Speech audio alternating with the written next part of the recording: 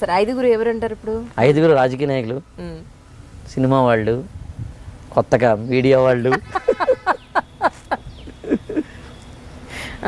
మేధావులు.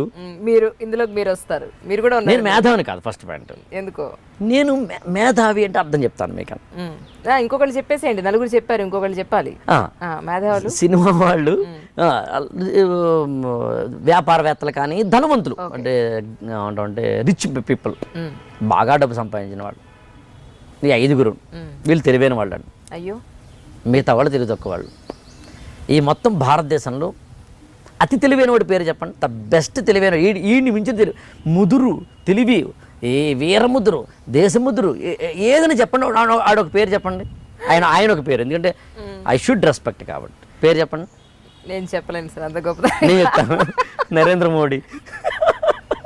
ఎందుకంటే ఇన్ని వేల కోట్ల లక్షల మందిని ఖచ్చితంగా బాగా మోసం అనండి, ఫూల్స్ అనండి. నేను మళ్ళీ ఇప్పుడు చూడండి, ఇదే మాటని లాగి నరేంద్ర మోడీని మోసం చేశారు మీది నాది వేసి ఇంకోటి ఎవడో వేస్తాడు. పూర్తిగా దాన్ని వినరు, దీన్ని వినరు. మోసం అంటలేదు నేను. ఇన్ని కోట్ల మంది నాడి పట్టుకుని ఎలా తిప్పాలో తెలిసి, చదరంగం ఎలా ఆడాలో తెలిసి, ఎక్కడ నెగ్గాలో ఎక్కడ తగ్గాలో తెలిసి, ఎక్కడ నొక్కాలో ఎక్కడ చెక్కాలో, ఎక్కడ తొక్కాలో ఎక్కడ మొక్కాలో, ఎక్కడ మెక్కాలో ఎక్కడ చెక్కాలో, ఎక్కడ ఎక్కాలో తెలిసినోడు తెలివేళ్ళు కాకుండా ఎందుకు అవుతాడు? ఖచ్చితంగా అందులో డౌట్ లేదు. నేను 5 ఆ టైపు. ఓకే. లేకపోతే రామ్ గోపాల్ వర్మ GST మీద సినిమా తీసిన అమాయకుడా, బాగా ముదురే తీస్తాడు ఆయన అంటే తెలివైన వాడు.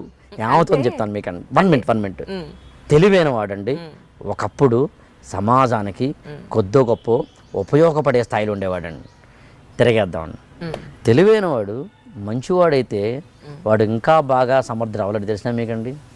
అవలేడు. అంటే తెలివితేటలకి చావు తెలివితేటలకి తేడా ఏంటి? చావు తెలివితేటలు కూడా కాదు, తెలివితేటలే. చాలా ప్లెయిన్ వర్డింగ్ అనండి. అతి తెలివితేటలు కాదు, చావు తెలివితేటలు కాదు, తెలివితేటలే.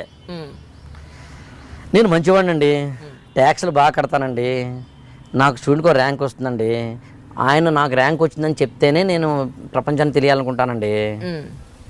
ఇది నా స్టేజ్. మీదో ఇన్స్టిట్యూట్ పెట్టినారండి, నా స్టూడెంట్ మీరు కొనేసారండి, మీరేమో బ్యానర్ వేసారండి, మీకు ఫండింగ్ ఉందండి, మీరు ఇప్పుడు బ్యానర్ వేసి ఫండింగ్ చేస్తేనేమో మీకు ఇన్స్టిట్యూషన్స్కి మళ్ళీ పెరుగుతోందండి. ఇప్పుడు మీరు పెంచుకోవాలి అంటే, కోచింగ్ని పెంచుకోవాలంటే, మళ్ళీ ర్యాంకులు కొనాలంటే, మళ్ళీ కోచింగ్ పెంచుకోవాలంటే, మళ్ళీ ర్యాంకుని పెంచాలంటే మీరు ఏ మార్గంలో వెళ్తున్నారు? వక్ర మార్గం కాదా? మరి అసలైన మార్గంలో వాడు ఎక్కడ ఉంటున్నాడు? నాకు రీసెంట్గా అంటే నాకు అప్పుడప్పుడు ఎమ్మెల్యే స్థాయి వాళ్ళు, ఎమ్మెల్యే కంటెస్టెంట్స్ వస్తుంటారు. ఓకే. ఆయన నా దగ్గరికి వచ్చి స్పెషల్ క్లాస్ తీసుకుంటుంటాను. 1 గంట, 2 గంటలు, 3 గంటలు, 5 గంటలు. ఇంజనీరింగ్ కాలేజ్ చైర్మన్ గాని ఎలా మాట్లాడాలని చెప్తుంటారు. ఎలా మాట్లాడాలి, బాడీ లాంగ్వేజ్ ఎలా వాడాలి, ఎట్లా చేయాలి, నేను ఖచ్చితంగా చెప్తాను. నేను అందులో దాన్ని రాముడిలో ఉండొద్దండి, కృష్ణుడిలో ఉండమంటాను నేను. అంటే 16,000 మంది గోపికలు కాదు నా ఉద్దేశం. Krishna's political theory is different from Rama's political theory. రాముడు అనే ఒక వ్యక్తి ఏమిటి అని అడిగితే, మనిషి ఎలా ఉండాలో చెప్పినవాడు. మనిషి ఎలా ఉండాలో చెప్పినవాడు. కృష్ణుడు మనిషి ఎలా ఉంటాడో చెప్పినవాడు. మనుషులు ఇలా ఉంటారు. నువ్వు ఫైట్ చేస్తున్న దుర్యోధనుడితోటి శకుని ఉన్నాడు, కపట్ట జోదం ఆడాడు, కాబట్టి ముళ్ళుతో this is the Krishna's follow. నాకు అనవసరం.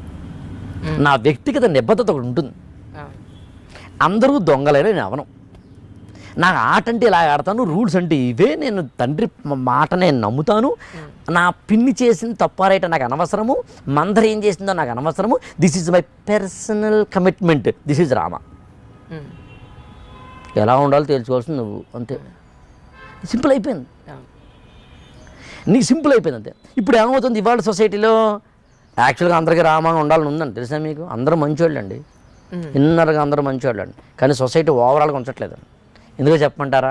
సొసైటీకి నామ్స్ మారిపోయినాయి.